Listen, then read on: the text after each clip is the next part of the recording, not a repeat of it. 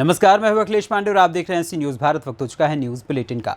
खबरों के इस बुलेटिन में पहली खबर बेगूसराय से है, जहां दहेज लोभी ससुराल वालों ने नवविवाहिता की गले में फंदा लगाकर की हत्या।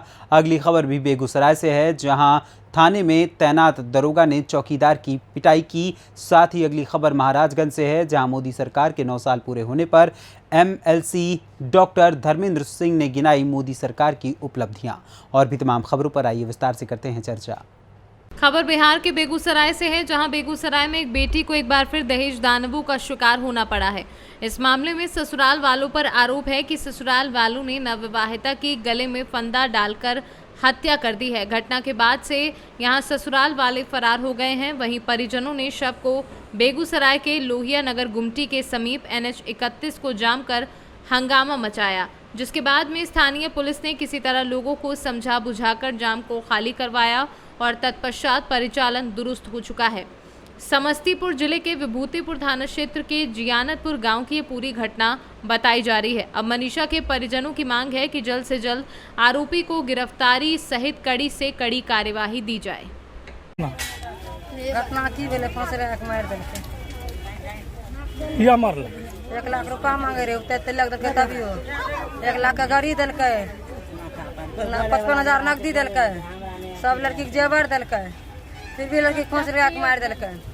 पूरे घर परिवार कोई नहीं रहे, पूरे गांव के लोग खाली कर देलके, मुखिया सरपंच कोई नहीं रहे, सब मिल के राती कर ले मार के ले खटिया पुस्तक सब चल गए। 10 बजे रात के फोन अले, सब 11 बजे रात पहुँचले, कोई आदमी वहाँ का अंदर नहीं देलके, सब भाग गए रहे। अपन बेटी सब उठा के ले गए थाना। कहाँ शादी भेल रहे? जियानतपुर नहीं जाने छे, रोसड़ा के बीच में जियानतपुर रोसड़ा में। कहिया शादी भेल? 5 तारीख अगला 5 तारीख को। ई जो पिछला रहे? हाँ, वह 5 तारीख शादी भेल। बच्चोर है ना, एक महीना में बच्चा कहाँ से ले सर? अभी बताइए। अच्छा, तो की कहते किया एना कैलको घटना?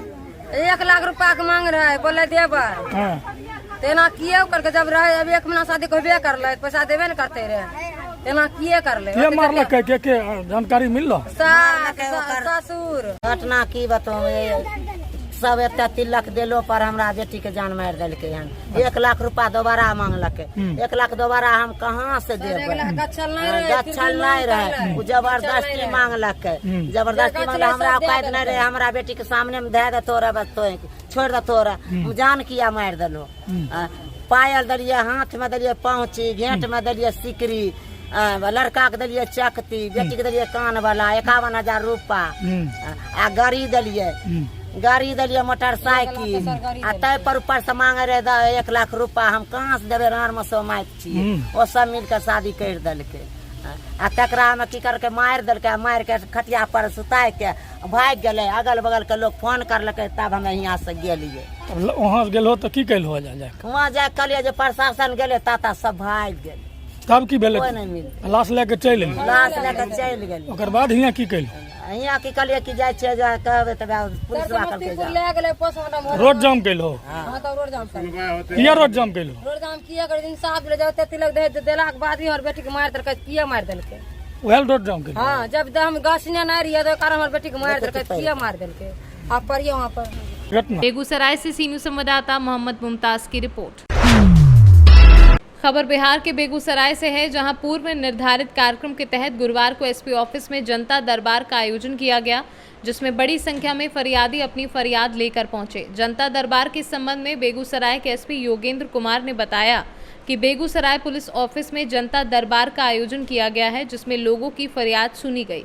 एसपी ने बताया कि आज के इस जनता दरबार में तकरीबन 70 फरियादियों की फरियाद सुनी गई है, जिसमें एक एक कर प्रत्येक फरियादी की समस्या सुनी गई। इस दौरान संबंधित पदाधिकारियों को मामले की त्वरित कार्यवाही का निर्देश दिया गया है। इस मामले में एसपी ने बताया कि अधिकतर मामले घरेलू विवाद जमीन से जुड़े थे। आज के जनता दरबार में 50% महिलाएं शामिल थी। सप्ताह की बात ही आज बृहस्पतिवार को जनता दरबार किया गया है। आज 75 के करीब आवेदक उनसे मिलने आए थे।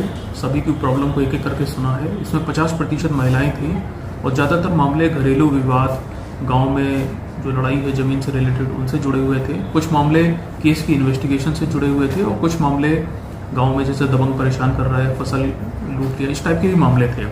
इन सभी मामलों को एक एक करके मैंने देखा है और संबंधित अधिकारी पुलिस स्टेशन इंस्पेक्टर को मैंने निर्देश दिया है कि आज ही घटनास्थल पर जाके या उन पीड़ित व्यक्तियों के घरों पर जाकर के इस पर कार्रवाई करें और 7 दिनों के अंदर सबसे रिपोर्ट मांगी जाती है।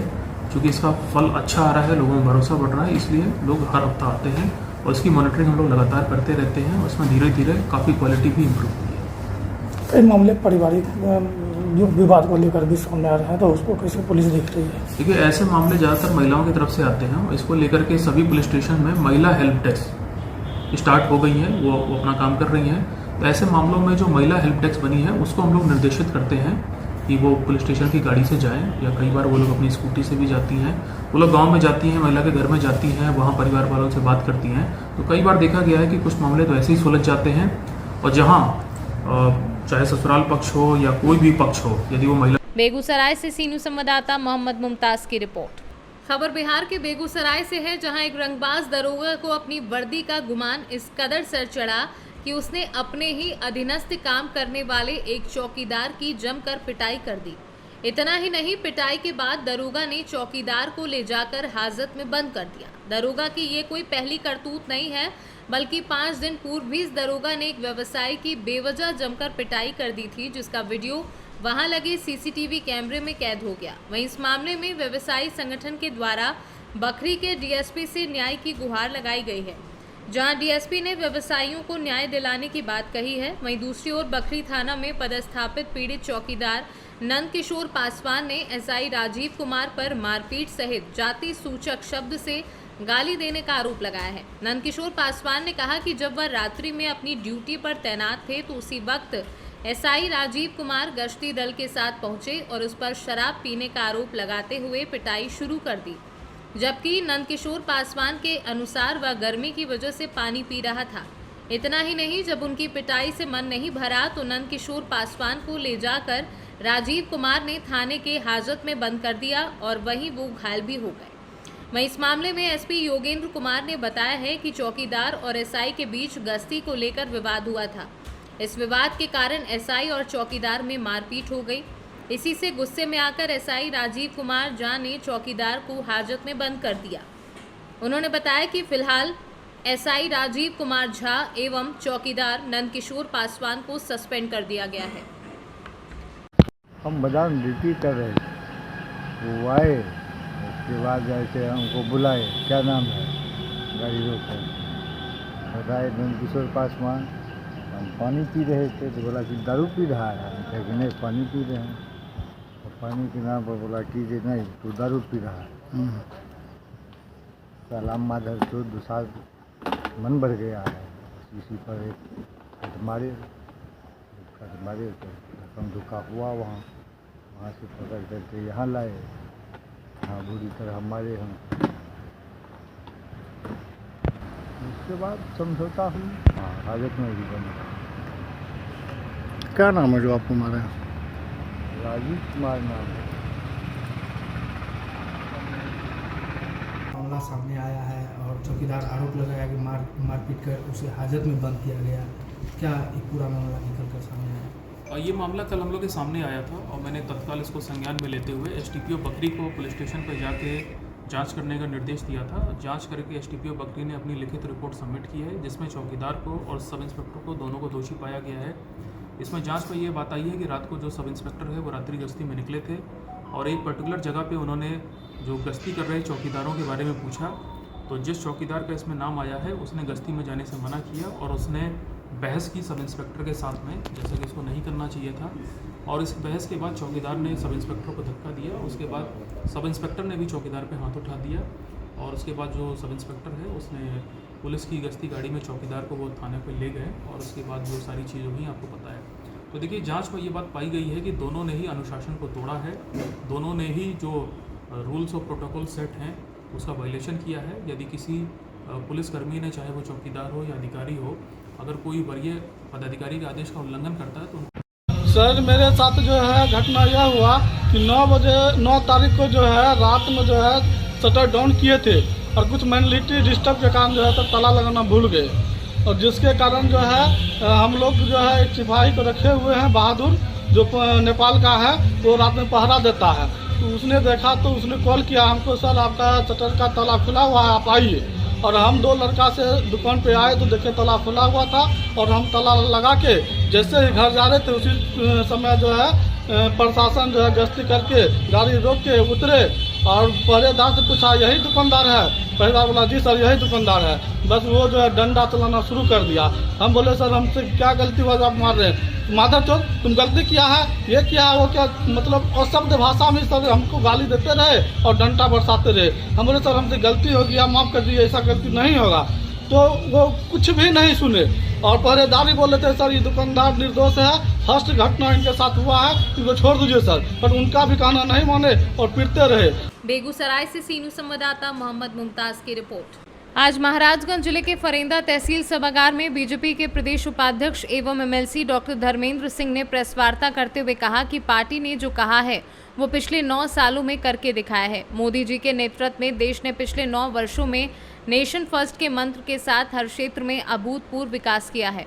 डॉक्टर धर्मेंद्र सिंह ने कहा कि पिछले सरकार में जम के भ्रष्टाचार होता था। पिछले सरकारों में देश में बहुत सारे आतंकी हमले हुआ करते थे। आज मोदी जी के नेतृत्व 9 साल में मजबूत सरकार के संकल्प को पूरा किया है।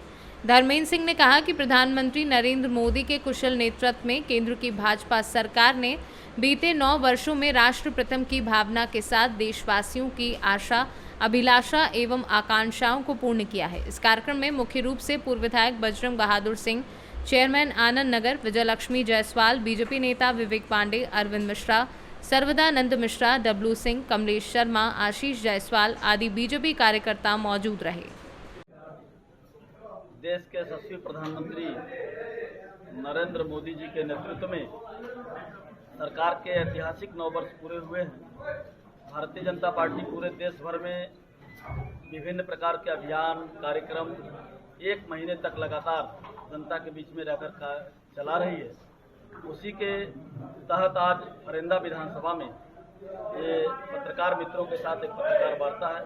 हमारे निवर्तमान विधायक बजरंग बहादुर सिंह जी और यहाँ के चेयरमैन हम लोग यहाँ पर साथ में बैठ करके जो मोदी सरकार की उपलब्धियाँ हैं उसके संदर्भ में हम लोगों ने यहाँ पत्रकार वार्ता की।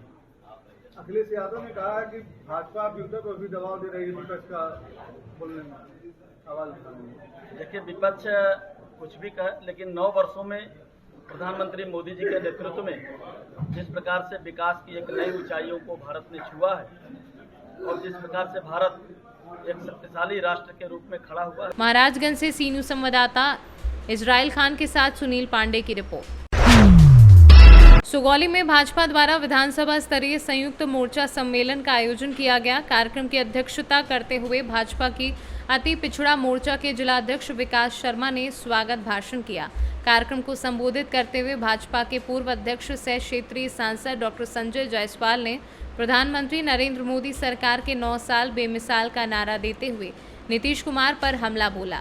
मुख्य अतिथि के रूप में उपस्थित कार्यक्रम को संबोधित करते हुए केंद्रीय राज्य मंत्री साध्वी ज्योति निरंजन ने विपक्ष पर हमला बोलते हुए कहा कि विपक्ष के पास ना कोई सिद्धांत है ना ही विचारधारा। कांग्रेस शासनकाल में हुए घोटाले का जिक्र करते हुए उन्होंने कहा कि पहले विदेश में सर झुकाना पड़ता था, आज वहीं भारत व देशवासियों का शान बढ़ाने का काम पीएम मोदी ने किया है। लेकिन यदि राष्ट्र का कोई विरोधी है तो फिर हम उसके विरोधी हैं, चाहे फिर आजम खां हो, चाहे आपके बिहार का रहने वाला सहमुद्दीन हो, ठीक है ना। हम ऐसे लोगों के विरोधी हैं। बात और पूछना चाहती हूँ, अन्याय करने वाला अपराधी होता है कि अन्याय को चुपचाप सहन करने वाला? तो बिहार में क्या हो रहा है? जिसने चुना, कम सीटें होने के बाद भी नीतीश को हमने मुख्यमंत्री बनाया कि नहीं बनाया? जिस लालू के गुंडा राज को कह करके नीतीश कुमार अलग हुए थे और उस गुंडागर्दी करने वालों की गोद में बैठ गए कि नहीं बैठ गए? बैठ गए ना। अब याद रखिएगा, उत्तर प्रदेश का इतिहास बताना चाहती हूँ। मायावती और मुलायम सिंह कभी मिले क्या? एक दूसरे के दुश्मन थे, लेकिन 19 में मिलकर के चुनाव लड़े तो 22 में 1 सीट बची। कितनी बची मायावती की? 1 सीट। जहां 4 बार मुख्यमंत्री रही हो वहां 22 में सिर्फ 1 सीट, वो भी अपने दम पर जीत करके आया है। याद रखिएगा, नीतीश कुमार जी आने वाले समय मोतिहारी से सी न्यूज संवाददाता वीरेंद्र कुमार गुप्ता की रिपोर्ट।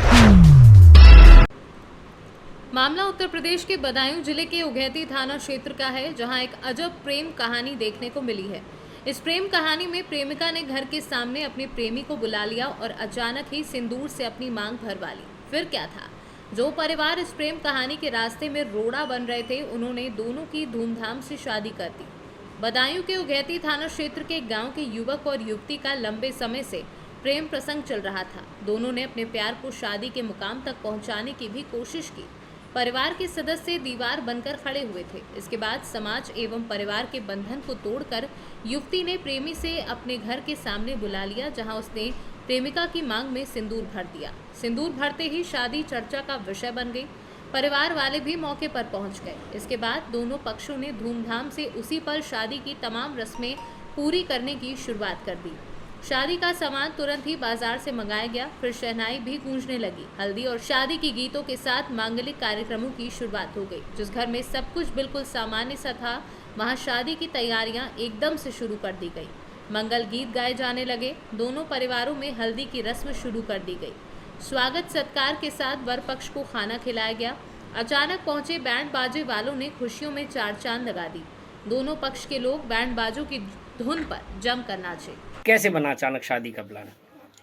यार सो रहा था पहले तो मैं वहीं पे घर पे।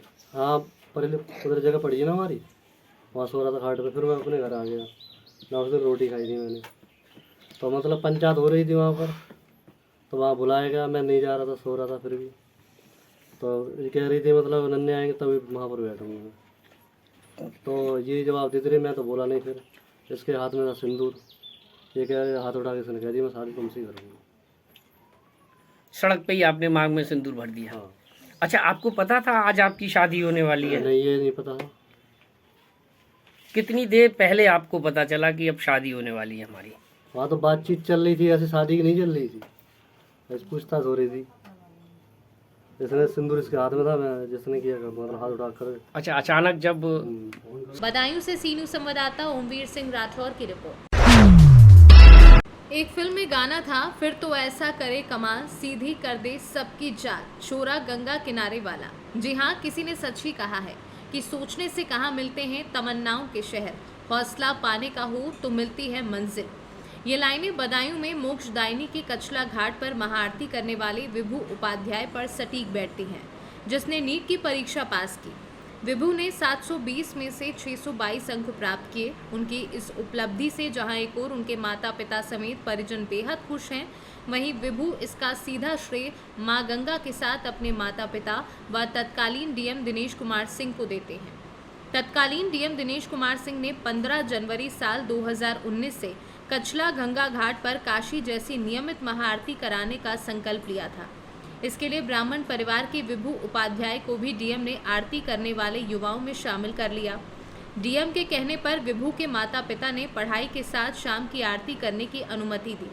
इधर कोरोना आया तो वह घर पर ही पढ़ाई पर पूरा फोकस करते हुए नियमित आरती करता रहा। हालांकि इस बीच वहां भीड़ एकत्र नहीं होने दी जाती थी। उनके माता पिता इसको मां गंगा का आशीर्वाद मानते हैं और अपने बेटे की कामयाबी पर बेहद खुश हैं। नीत उपाध्याय, मेरे बेटे ने नीट क्वालिफाई किया है फर्स्ट अटैम्प्ट में, लेकिन कहने को फर्स्ट अटैम्प्ट है, लेकिन तैयारी तो 9th से ही शुरू हो जाती है। लेकिन बच्चे के साथ साथ थोड़ा थोड़ा उनका बच्चों को साथ माँ बाप को भी देना चाहिए। ऐसा नहीं है कि बच्चों को ट्यूशन लगा दी, बच्चों को कोचिंग दिला दी और फिर ये सोच लिया कि बच्चे का हो जाएगा। ऐसा नहीं है, पूरा समय बच्चे को देना पड़ता है। बच्चे ने कौन सा चैप्टर पढ़ा, बच्चे ने कौन सा मतलब क्या क्या अपना जो टारगेट लेके बैठ रहा है, वो डेली का क्या टारगेट है, उसको क्या कंप्लीट कर रहा है। अगर बच्चे का साथ पेरेंट्स देंगे तो बच्चा 100% सफल होगा ही होगा। क्योंकि मेरे बेटे के साथ में कुछ ऐसी प्रॉब्लम्स भी आई थी जो कि सहन करना क्या मतलब बस, जो कि एम्स के लिए लड़ रहा था वो, लेकिन उसके बाद में उसने उसी रात कह दिया, बोले मम्मी एम्स तो गया हाथ से, लेकिन सिलेक्शन मेरा पक्का है, सिलेक्शन तो नहीं जाने दूंगा मैं। क्योंकि उसके जस्ट बराबर में एक लड़के ने सुसाइड किया था, तो इससे उसका 1 महीना डिस्टर्ब रहा और बाद बाकी वो 8 महीने तैयारी कर पाया। 1 महीना डिस्टर्ब के बाद में वो कॉन्फिडेंस उसका। मेरा नाम विभू उपाध्याय है। मैं बदायूं जिला गांव कचला का रहने वाला हूं। और आज मैंने नीट यूजी जो कि MBBS डॉक्टरेट के लिए होता है वो क्वालिफ़ाई किया है। और इसकी तैयारी मैं लगभग पिछले 3-4 साल से करता आ रहा हूँ, क्लास 9-10 से। और 10th 11th 12th मैंने अपनी पूरी RK पब्लिक स्कूल में की थी, और उसके बाद 1 ईयर का ड्रॉप लेके मैं LN में कोटा जो राजस्थान में है मैं वहाँ चला गया था प्रिपरेशन के लिए। और अराउंड 10 महीने बाद मेरा एग्ज़ाम था 7 मई 2023 को, और वो क्वालिफ़ाई करने के बाद आज मैं एक MBBS डॉक्टरेट बनने जा रहा हूँ। और साथ ही साथ इसका श्रेय मैं अपने माता पिता, अपना भाई और अपने सभी वेल विशर्स को देना चाहूँगा जिन्होंने अपना आशीर्वाद मेरे ऊपर बनाए रखा। साथ ही साथ मैं धन्यवाद देना चाहूँगा हमारे पूर्व DM दिनेश कुमार सिंह जी जिन्होंने 2019 में गंगा मैया की जय। आज मेरा बेटा MBBS में क्वालिफाई हुआ है। बड़े सौभाग्य की बात है, बड़े घमंड की बात है कि हम लोग गंगा आरती से जुड़े थे। और आज के जो बच्चे होते हैं वो अगर अच्छा बच्चा पढ़ने में होता है तो उसका आध्यात्मिक तरफ, गंगा जी पूजा पाठ की तरफ ध्यान नहीं रहता है। मैं बड़ा सौभाग्यशाली हूँ कि मेरा बेटा आध्यात्म में भी काफ़ी आगे है, और बाकी पढ़ाई लिखाई में तो जैसा सबको सर्वविदित है कि आज उसने प्रथम प्रयास में ही नीट क्वालिफाई किया है। और गंगा आरती में भी उसका बहुत अच्छा सहयोग रहा है। और इन सब का जो इनके पीछे जो हैं इस गंगा आरती के जनक श्रीमान दिनेश कुमार सिंह, पूर्व IAS अधिकारी, उनको श्रेय जाता है। और उनका आशीर्वाद हम पे हमेशा बना रहे, गंगा समिति भी बना रहे। गंगा समिति ने भी हमें और हमारे बच्चे को काफ़ी सपोर्ट किया है। और भविष्य में इस गंगा आरती को मेरा प्रयास ये रहा तो ये गंगा आरती ऐसी विधिवत चलती रहेगी और भव्यता प्रदान करेगी, और हमारे कचला का और प्रदेश का और देश का नाम रोशन। बदायूं से सी न्यूज़ संवाददाता ओमवीर सिंह राठौर की रिपोर्ट। मेजा NTPC में बीजेपी सांसद रीता बहुगुणा जोशी ने महिला सशक्तिकरण की तरफ से NTPC में भव्य प्रोग्राम आयोजित हुआ, जिस प्रोग्राम में लड़कियों का रंगारंग कार्यक्रम के बाद सांसद ने कहा कि NTPC आने से ग्रामवासियों को फायदा हो रहा है, पर जो सुविधा दी गई है ग्रामवासियों को उसे भी समय समय से उसकी जांच पड़ताल करते रहें और सुचारू रूप से जनता के बीच में जाकर के उनकी दी गई सुविधा को ठीक करते रहें। ये बात करते हुए लड़कियों को पढ़ाने की और उच्चाधिकारी बनाने की शुभकामनाएं दी। इस कार्यक्रम में केदार रंजन पांडु, मुख्य कार्यकारी अधिकारी पीयूष कुमार, महाप्रबंधक और अखिल पटनायक, अपर महाप्रबंधक मानव संसाधन प्रदीप कुमार साबत आदि लोग उपस्थित रहे। प्रयागराज से सी न्यूज़ संवाददाता बुद्धसेन वर्मा की रिपोर्ट। सरगुजा जिले के कमलेश्वरपुर थाना क्षेत्र अंतर्गत आश्रित गांव जंगली जोबा में पहाड़ी कोरवा ने 5000 पत्नी के द्वारा नहीं दिए जाने से नाराज पति ने पत्नी को लाठी डंडों से पीट कर मौत के घाट उतार दिया। दरअसल कमलेश्वरपुर थाना क्षेत्र अंतर्गत मालतीपुर के आश्रित गांव जंगली जोबा में पहाड़ी कोरवा पति ने मजदूरी में मिले राशि के बारे में पत्नी से पूछा, लेकिन पत्नी के द्वारा जवाब नहीं दिए जाने पर पति नाराज हो गया और पति ने पत्नी पर लाठी डंडे से ताबड़तोड़ वार कर मौत के घाट उतार दिया, जिसके बाद वह थाने पहुंचकर हत्या की आशंका की रिपोर्ट दर्ज कराई। इधर पुलिस ने मौके पर पहुंचकर देखा कि शरीर में चोट के निशान हैं, जहां पुलिस ने शव को पोस्टमार्टम के लिए भेज दिया है। पोस्टमार्टम रिपोर्ट आने के बाद पुलिस ने पति से पूछताछ की तो 35 वर्षीय शीतल कोरवा ने बताया कि पैसे की लेन देन को लेकर विवाद हुआ था, जिसमें पति शराब के नशे में लाठी डंडे से पीट कर उसकी हत्या कर दी। इधर पुलिस ने आरोपी पति को गिरफ्तार कर न्यायिक अभिरक्षा में जेल भेज दिया है। थाना कमलेश्वरपुर में दिनांक 14 को ग्राम मालतीपुर का शीतल कोरवा मर्ग इंटीमेशन चाक कराया कि इसकी पत्नी की अज्ञात कारणों से मृत्यु हो गई है, जिसकी मर्ग जांच पर से घटना स्थल पर गया। वहाँ साक्षियों का कथन, घटना स्थल निरीक्षण किया गया तो शव निरीक्षण में भी मृतिका राजकुमारी बाई का शरीर पर चोट के निशान थे, जिस पर पंचनामा कार्रवाई पूर्ण कर PSC कमलेश्वरपुर में PM कराया गया। PM रिपोर्ट में डॉक्टर साहब के द्वारा शॉर्ट PM रिपोर्ट में होमिसाइडल लेख किए हैं, जिस पर से मामला धारा 302 IPC का पाए जाने से आरोपी जो सूचक ही आरोपी है, सूचक के खिलाफ आरोपी के खिलाफ आरोपी शीतल कोरवा के खिलाफ अपराध पंजीबद्ध कर विवेचना में लिया गया। सरगुजा से सी न्यूज़ संवाददाता रिंकू सोनी की रिपोर्ट।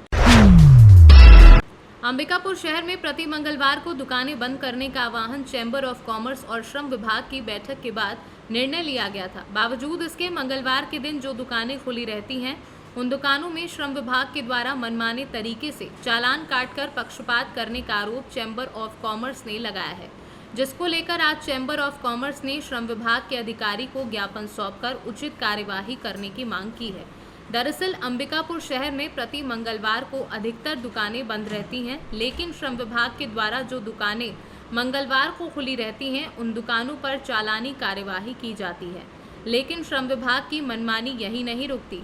जहां जिन दुकानों का चालान श्रम विभाग के द्वारा काटा जाता है उसके अगल बगल की दुकानों का चालान ना काटकर विशेषकर शिकायत किए गए दुकानों का ही चालान काटकर शहर के व्यवसायियों के साथ पक्षपात किया जा रहा है, जिसको लेकर चैम्बर ऑफ कॉमर्स ने श्रम विभाग के अधिकारी को ज्ञापन सौंपकर इस तरीके से मनमानी करने वाले अधिकारी और कर्मचारियों पर कार्यवाही करने को कहा है।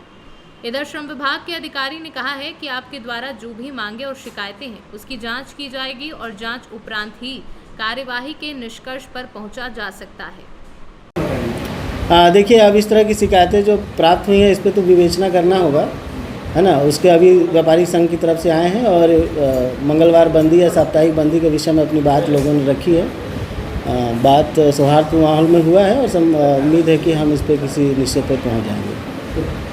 किस तरह से बंद दुकानें, इसमें किस तरह से रहता है श्रम विभाग का कार्रवाई? देखिए, व्यापारिक संघों की तरफ से ये तय किया जाता है कि हम सप्ताह में एक दिन बंदी का कार्यक्रम रखेंगे, क्योंकि मजदूरों को हफ्ते में एक दिन का अवकाश दिए जाने का प्रावधान है।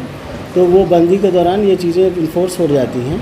लेकिन चूँकि समय बदल रहा है और लोगों की मांग है कि जो वर्कर्स हैं उनको हम साप्ताहिक अपने हिसाब से हम छुट्टी दे देंगे किसी डेट पे, किसी एक ही दिन पे सारे दुकानें बंद नहीं की जाएंगी। तो इस पर एक आम राय हुआ है, उन्होंने अपना ज्ञापन सौंपा है और इस पर और चर्चा करके सभी लोगों को एक साथ लेते हुए इस पर किस निर्णय पे हम पहुँचेंगे। ऐसा नहीं करने पर क्या कार्रवाई बनती है व्यापारी? देखिए, शॉप एंड एस्टेब्लिशमेंट एक्ट के कई प्रावधान पास होगा, तो वो एक बार हो जाता ना तो हम इसको नए चीज़ों से व्यवस्थित करके छोड़ देते हैं। अभी हम क्या है ना कि दो के बीच में है। एक एक्ट है जो बहुत पहले से चल रहा है। हाँ, चलिए। पर्ची आपने मेरे को दी है, इस डेट की पर्ची आप किसी दुकान की, मेरे स्कूल रोड में पर्ची आप दिखा दीजिए किसी दुकान की मान लो। इनको बाजू वाली दुकान में लेके गए तो बाजू वाले को फाइन नहीं किया इन्होंने। मेरे यहाँ की पर्ची है और उसी डेट की पर्ची मुझे फाइन, आपका डेट डाली होती है फाइन हुआ नहीं। हाँ, इसमें सर आप देखिए, नहीं किसी दुकानदार को बुला के देखिए किसी ने आपको पर्ची दी, आपने पर्ची नहीं से हुआ तो दी है क्या? एक मिनट रुकिए, फाइन किया इन्होंने कहने पे ग्रीस विभाग का जो जीएस मैटर वाला है तो वहाँ पे साहब लोग बोलता है इसी का गेम में बैठ के गाड़ बना रहे हैं। ऐसे भक्त शब्द का प्रयोग किया है तो साहब लोग गाड़ी में गए हैं और वहाँ पे भैया मैंने चौक पर यहाँ पे चलान मत करो। ये लोग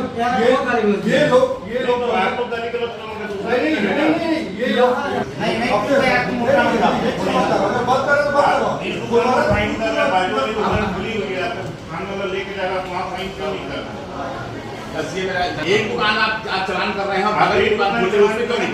मैं अध्यक्ष हूँ चैम्बर ऑफ कॉमर्स इकाई सरगुजा का। आज हम श्रम विभाग में आए हैं। इनके द्वारा शहर में जो है मंगलवार बंदी को लेकर जो मध्यम वर्गीय दुकानदार हैं उनके ऊपर कार्रवाई की जा रही है और वो भी मतलब पक्षपातपूर्ण कार्रवाई की जा रही है कि एक साथ अगर 10 दुकानें खुली हैं तो 2 में ये अपने मनमाने ढंग से फाइन कर रहे हैं, बाकियों को छोड़ दे रहे हैं। तो हम लोग का मुद्दा ये है या तो मंगलवार को पूर्णतः बंदी किया जाए इनके द्वारा, चाहे वो फिर बड़ी दुकानें हो छोटी दुकानें हो सबको बंद किया जाए, और या मार्केट को पूरी तरीके से खोल दिया जाए। दूसरा, यहाँ पे कोई रिन्यूअल के लिए आता है या कोई बनवाने के लिए आता है तो उसके नाम से या मार्केट में जाकर कोई अगर चढ़ा दे रहा है इनको तो उसका जो भी इन्होंने रसीद काटा है या जो भी कुछ काटा है वो गायब कर दिया जाएगा। जो अवैध वसूली की जा रही है उसके विरोध में दूसरा या तो मंगलवार को पूर्ण बंद किया जाए और चाहे छोटा हो चाहे बड़ा हो सबकी दुकानें बंद करवाई जाएं, और या मंगलवार को पूर्णतः मार्केट को खोल दिया जाए। सरगुजा से सी न्यूज़ संवाददाता रिंकू सोनी की रिपोर्ट। फिलहाल के लिए इस न्यूज़ बुलेटिन में बस इतना ही। देश दुनिया की तमाम खबरों के लिए देखते रहें सी न्यूज़ भारत। हर खबर आपके साथ, आपके हाथ।